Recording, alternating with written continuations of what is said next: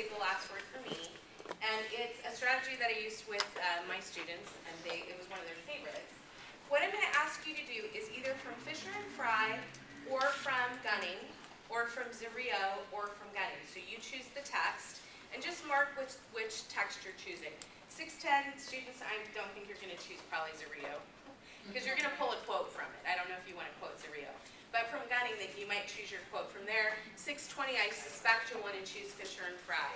And what I'd like you to do, I'm going to give you about a minute to do this, is just take a sheet of paper and fold it in half. And I want you to write a quote right out of the reading on the front side of that. Just take it straight out of the reading. One sentence straight out of the reading that resonated with you. And then on the back, I want you to say what it meant to you or why you chose it. Okay? So the front is a quote directly out of the reading. The back is your interpretation or response to that quote. Okay? You can choose either text, Fisher, Fry, Zerio, or Gunning, depending on the chapter. Okay? I'll know you're ready to move on when you look up at me, and then I'll tell you what we're going to do next. So, quote on the front, your interpretation or response on the back. Look up at me when you're ready.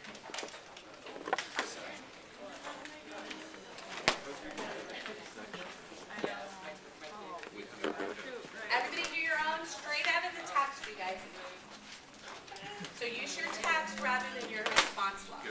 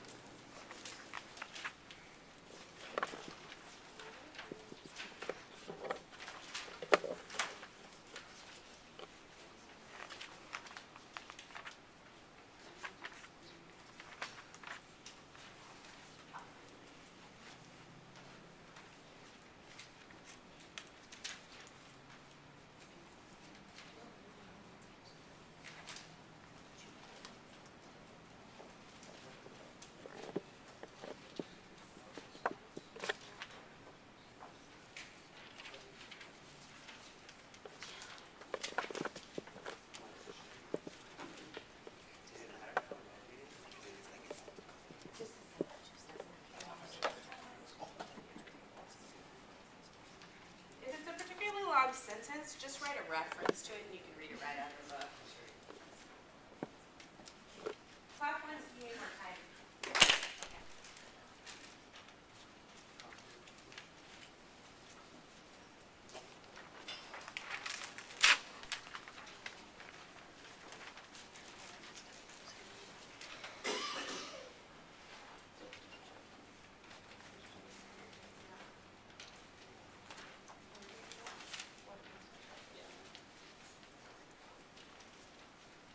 And you should be finishing up your sentence if you're not already, and writing your response on the back. What's your response to the quote? And you're going to be reading that response, so make it written where you can read it easily to your colleagues.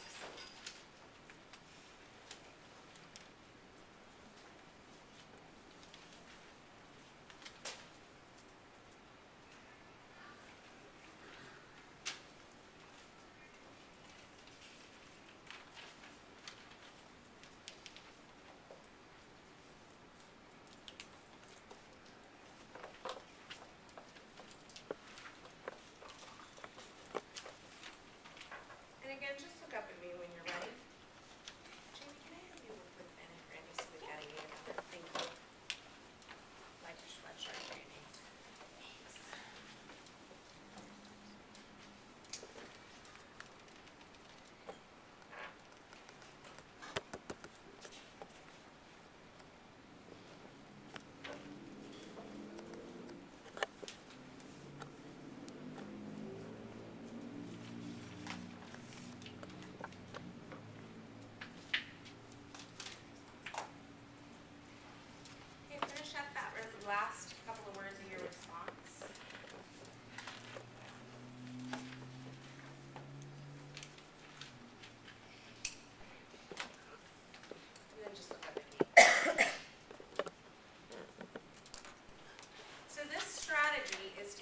kids respond to reading of a text. So we did it with our text that we read this week. And what they're going to do is what you guys are going to do. So you can use this with kids. This works about second grade. Let's give the caveat of a non-squirrely second grade class towards the end of the year. So let's call that maybe third grade, all the way through seniors in high school. So they're choosing a sentence, a passage, if you will, from something that they've read, and then they're responding to it. What comes next is what my kids thought was so powerful and what I think is powerful for adults as well, which is this art of listening as much as we talk, which is a hard thing, right? Because we're always getting excited about what we're going to say.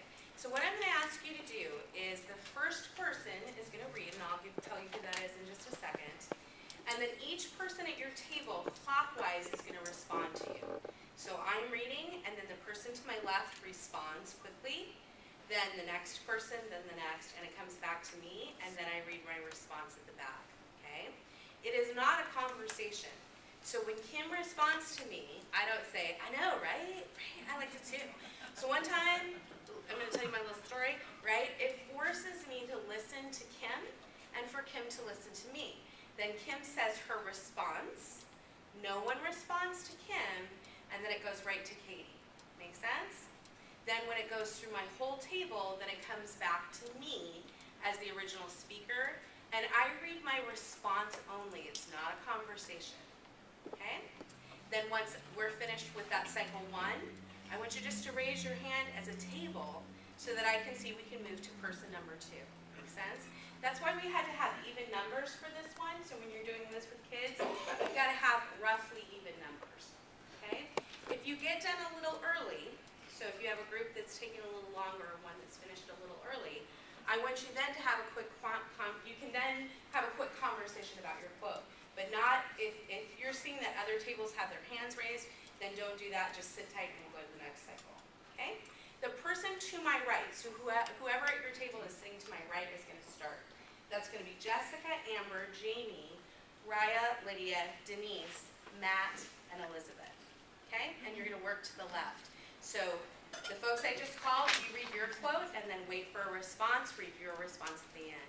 Clap once we're ready to go. Okay, you got it.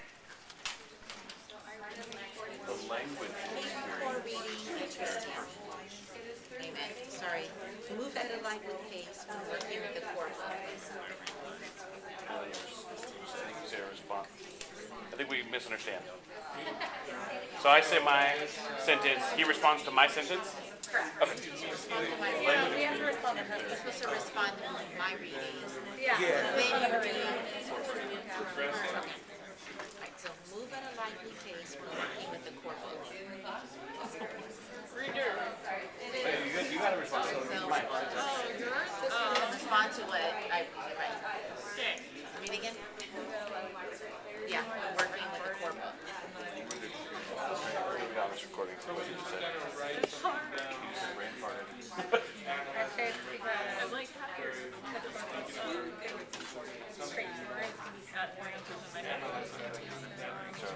I said. Okay, I'm going to give you one more minute. I see you reset it again. One more minute. Student on a more personal level. Reading interesting, the pace and energy in your reading influences students' perception about the something you're not accepted in their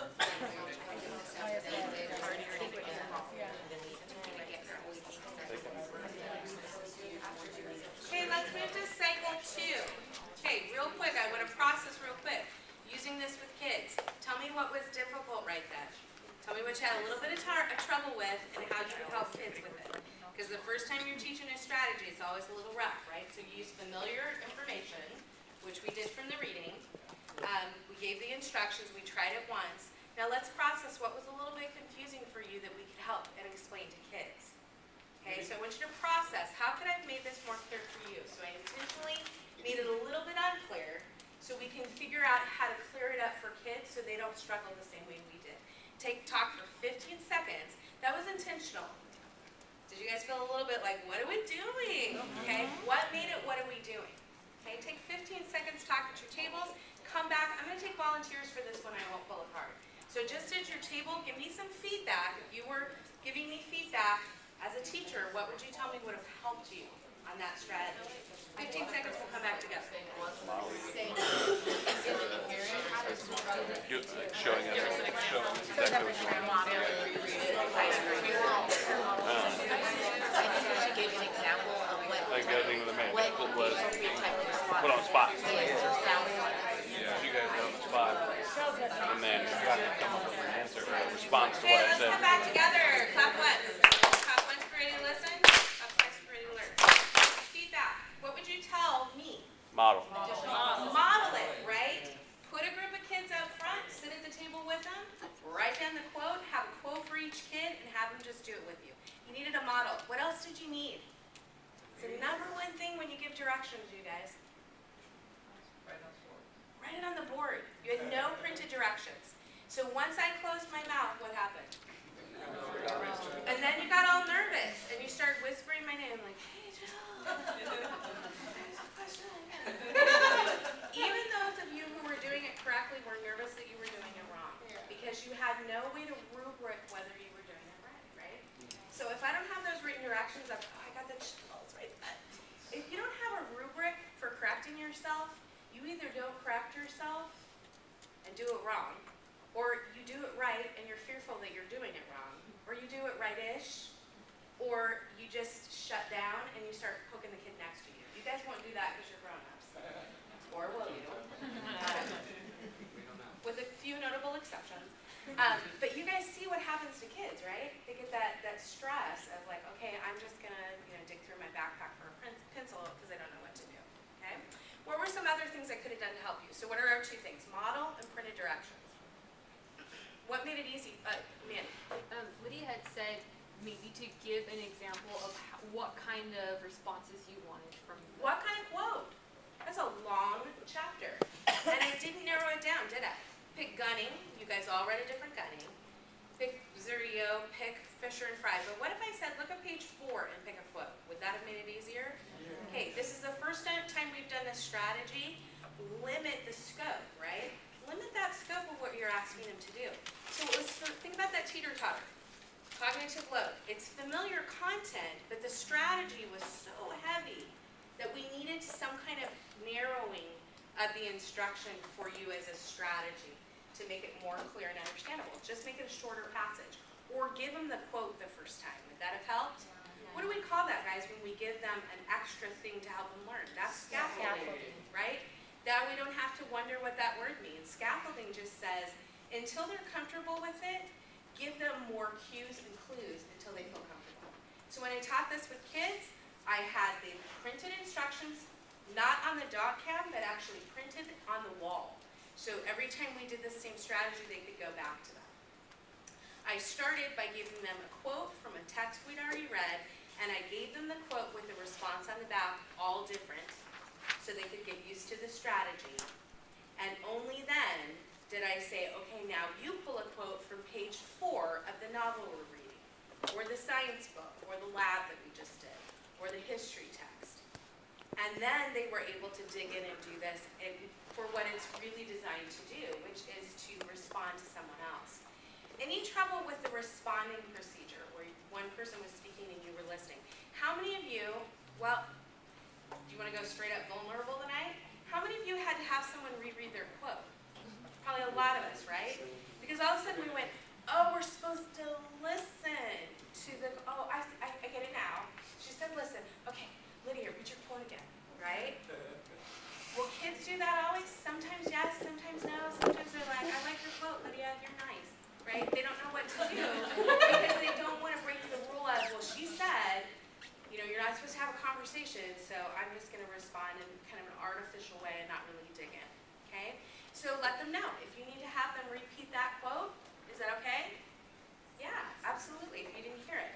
But once they have that construct of, oh, this is a listening activity, how many of you were more relaxed because you were further in the circle, so you knew that you had more time to respond? So if you're Sarah, right, Sarah's sitting in the right seat, because 3 people have responded to Elizabeth before it gets to Sarah. And then Sarah's like, yeah, I agree with what Danae said. Awesome, Danae. And then Elizabeth gets to read her response to her quote. Fun activity?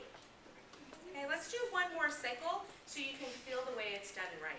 What changes will you make at your table that will make this easier? Talk at your table, 30 seconds, and then come back at me when you're ready. So I'll know you're ready to start when you're looking back at me.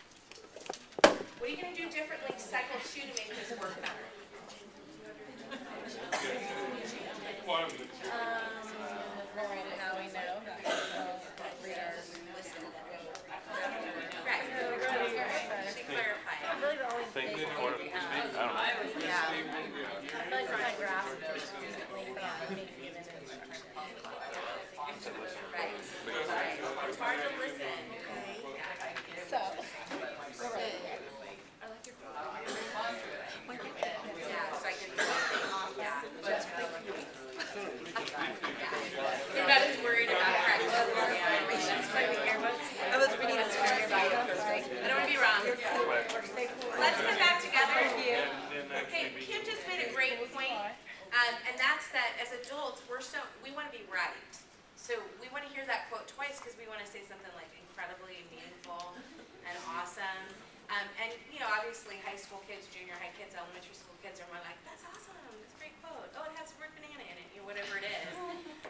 But they also do have a little bit of that in them that they want to say it right. What I think is really interesting, every time I do this strategy and do it in this way, is that it has the same response from you guys. Even as comfortable as we are in the culture of our classroom, you were hesitant to ask me for further direction. And that's because we just kind of know when the teacher says to do something, what do? Do it. So how much more anxious is my 5th grader who's not fully fluent in English and is nervous anyway about language? How much more nervous is he when he doesn't understand the directions to raise his hand and say, Miss Hamilton, I don't get it. So how could I make it comfortable for him to do so? Have them do just what we did. Process at their table before the second processing time. And the other thing you can do is, we're not going to start until I get 2 questions about how we're doing this. So anytime you teach a new strategy, I want 2 questions about the strategy before we start. Crickets, because you don't want to be that kid, right? Okay, every table has to give me a question about the strategy. If another table matches your question, then just say ditto. Okay, so Matt actually was brave, thank you, Matt, and asked a question about, so we're supposed to read the quote and then he clarified, okay?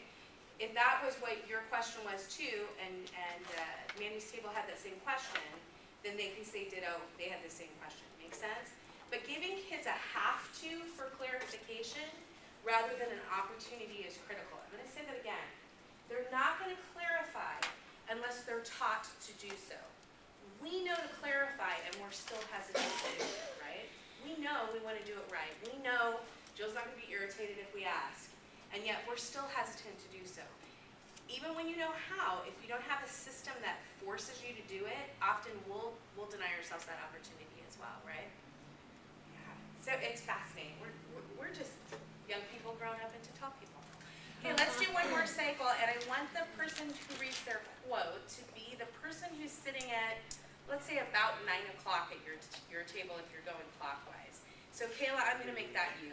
Okay, your table, because there's no 9 o'clock. Daniel, I'm going to make that you. looking like, wait, where's the clock? Cindy, I'm going to make, oh no, that'd be your. I think I would do 12. Okay, 30 seconds, well, let's take 3 minutes, one more cycle, and then we'll come back together. I don't have my quote. Okay. Sorry. I don't have my quote, but I Major remember it was about their Sorry. talking about about how the language was so major different approach is 12. like thinking of things like that. I thought that was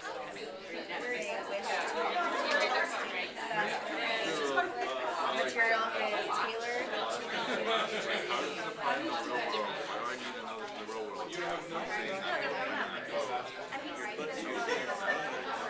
Well, and what we're teaching in the long run is how to live in the real world. I think that's perfect. that's my thing is very skills and stuff like that. I thought this one just because it would make the students more interested in their reading and learning. I know, yeah, it's really, and I also thought the language, the language is very important.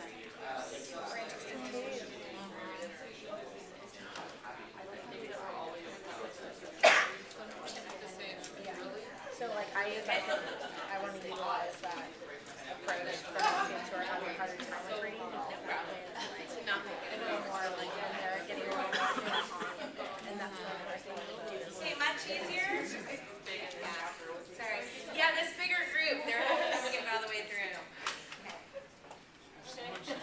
I know, and you know what always made me happy is when my kids did that. When a group was moving a little slower and not everybody got to share, and they were like, oh, we didn't get to all share. You won, right? Because they cared. They cared that they didn't all get through instead of going, oh, that's too pick me. I'm going to ask you guys just to share a quote, and then we're going to take a minute just to process the activity and think about when you could use this in a classroom with your own kids. So let's hear from Jennifer. What is your quote? Can you just read it out loud for us? The language experience approach is very personal. Students' experiences expressed in their own language and written down by our I missed a word, sorry. Students' experiences are expressed in their own language and written down by the teacher. Perfect. Anybody else read about language experience approach? Yeah, great approach, right? Real language gets read by real kids. Remember my Wheel of Fortune example? My niece's book where it was Jose's mom won a couch on the Wheel of Fortune. Oh. That's language experience approach. And I spoke when we were on our family ski trip a few weeks ago. I said, I'm totally sure that's right in class. And she said, oh, I still have that book. Like, I still love that, but she's 33. She's like, I still love that book. Tell your class. So she still cares that Jose's mom won a couch on the Wheel of Fortune, just in case you're wondering. Let's hear from Ashley. Oh, I moved Ashley. Sorry, I moved you. Although time-consuming, the individual conference allows each student to have the teacher's full attention and direct guidance and instruction for at least a brief period. It builds a warm relationship between teacher and student and provides the teacher with valuable insights into the needs of each student. My heart was so big right then, Ashley. We're going to talk about that conferencing next week. Did you guys love that in the chapter? That one-on-one time with kids. I did it on Friday with my kids in my class. I cannot tell you what a difference it makes in their learning. So if you look at it in the chapter and you're like, that's super complicated. That's going to be hard. I have 192 kids in a day. Yes, yes, and yes. But the value of it is just so rich. So we're going to talk next week about how to set that up in your own classroom. I'm looking for a 620 person. And so I'm just going to pull a volunteer. So 620, I'm going to ask one of you to volunteer. Mine was an actual quote from that meme, and it said, "It is through writing that I've learned to understand the world with a clarity that my eyes don't have." And it was talking, sorry. Oh, read that one more time. It's so pretty. It is through writing that I've learned to understand the world with a clarity that my eyes don't have. And it was talking about writing to learn. Basically, like, sometimes you need to write it out. Yeah. Writing is a processing activity. So rich. Okay. Yay. Ooh, so good. Did anybody get the shelf? Okay, let me try again. Did anybody get the shelf? All the children. Like, email that to everybody. That's an English, yeah. Email, let's make it our email quote. I'm gonna make it mine. Worst man, you're going down. It's gonna be gunning. So let's just take 30 seconds. How would you use this in the context of your classroom? Science, social studies, 4th grade, 2nd grade. How would you use this in your classroom as a processing activity for stuff that kids, texts that kids have already read? Let's use text instead of stuff, since it's a reading class. And I'm going to call on you randomly, so be ready to share. How would you use this in your own room? Just talk to someone near you, and then we'll come back to you. No, how would you? Oh, you do it. I would do it as like a Monday. This particular is say the last word. In science, To like pull something from what we read last week. help students recall information. As a way to refresh what we talked about. But to refresh in their own words.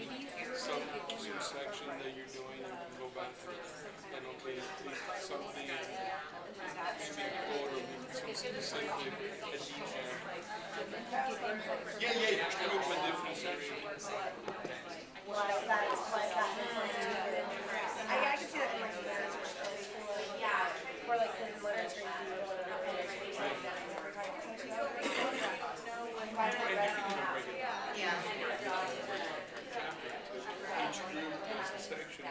You know, I see it come up from other places, you use it literally. Yeah, you really should. Or and you use it for Great, there's I have a yeah.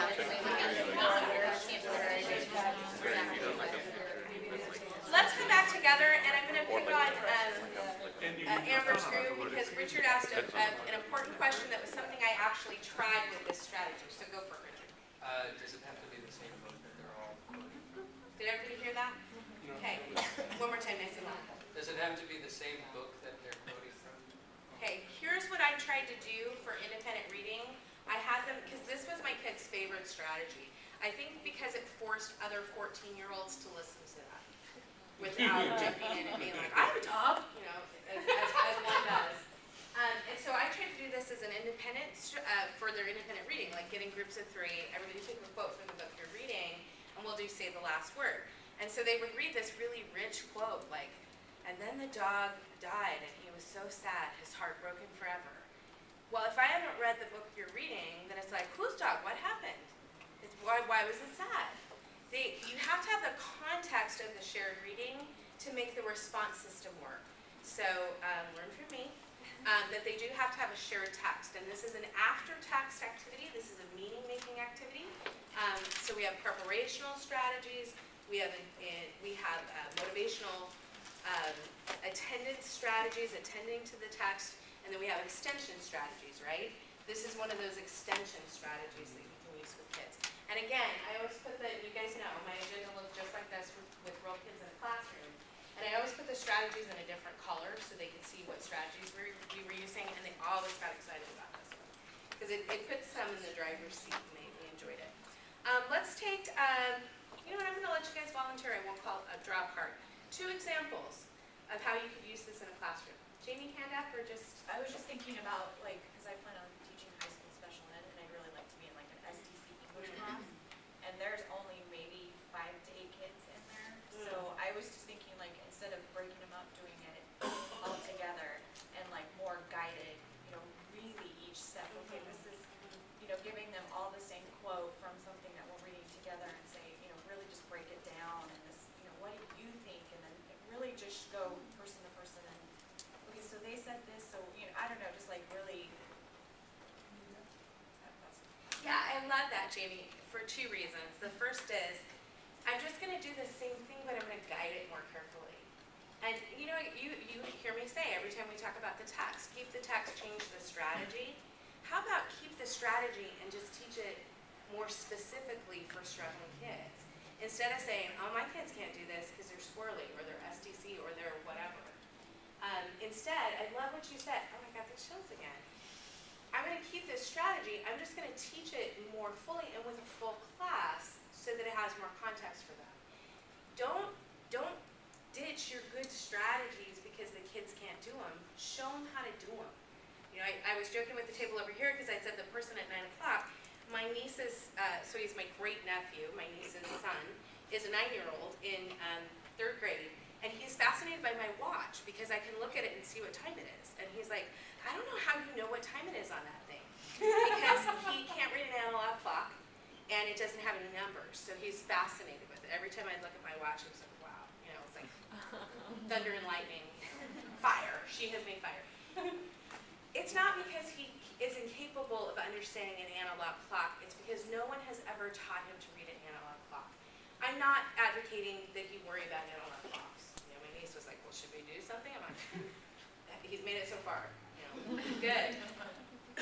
But the things they don't know, they don't necessarily don't know because they are incapable of knowing them. They don't know them because no one's shown them, right?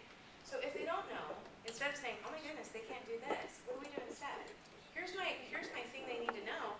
How am I going to break it down incrementally enough so that they can know it, right? It's a different way of viewing this situation, right? For sure. It's not that he can't tell time, it's what?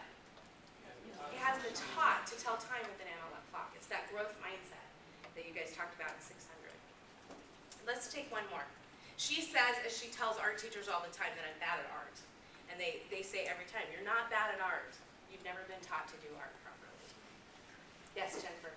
We talked about how in like the subject-specific textbooks, how this would be a great tool for the students to write down maybe a passage they weren't clear on, or a quote they weren't clear on, and then to hear the other points of view of how the other students interpreted that passage. And I saw a high school English teacher do that with CSI, and the C is confusing. he said, put down a confusing quote. What confused you? And I just read a great short story in the New Yorker where there's a switch in the middle, like a Sixth Sense kind of switch in the middle. And I went, wait, what? And I went back and reread and figured out, oh, she did that on purpose. Like I thought it was me, that I wasn't paying attention. But she intentionally made this, drew a path so that I would be confused and go back and reread. You know why I went back and reread? Because I'm a good reader. I didn't think to myself, I'm too dumb to understand the New Yorker.